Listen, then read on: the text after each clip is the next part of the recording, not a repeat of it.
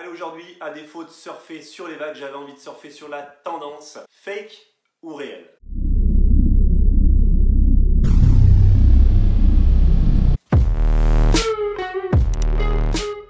Salut Sébastien Bébé, tu es bien sur la chaîne Lab TV. On se retrouve aujourd'hui pour une toute nouvelle vidéo. Quelle introduction, quel tonus, quelle vivacité à l'écran, j'ai envie de dire.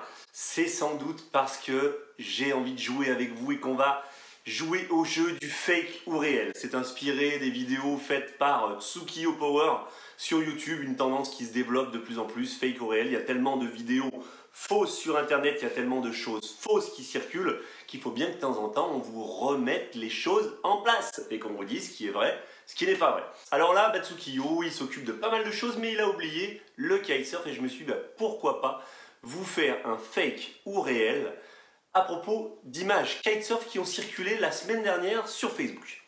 Alors le rider en question c'est Titouan Galéa, vous retrouvez toutes les informations pour réseaux sociaux etc. de Titouan juste en dessous dans la description. Et on le voit sur sa page Facebook, et ça a pas mal circulé sur les réseaux, voler avec son kite.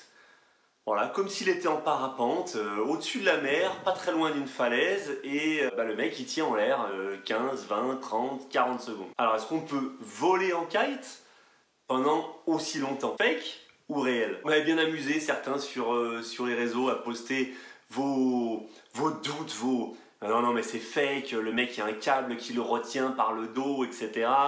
Ah non, là c'est pas possible, en fait ça doit pas être un kite, on voit que les lignes mais il n'y a pas un kite au bout.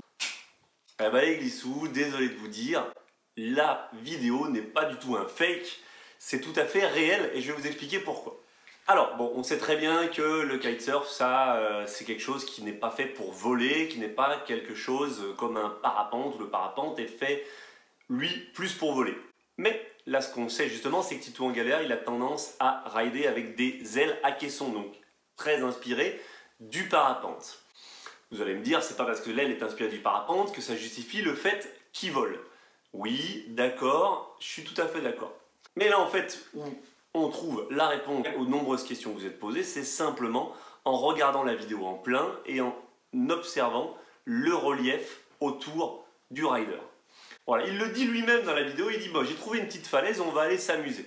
Pourquoi? Tout simplement parce qu'en fait, il va faire du soaring. Du soaring, c'est-à-dire qu'on utilise le vent ascendant le long d'un relief pour flotter en restant dans ce couloir de vent.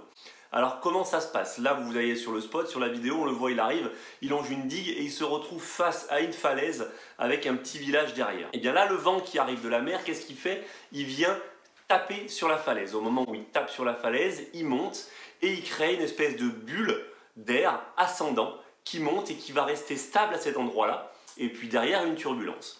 Et bien simplement, qu'est-ce que fait Titouan?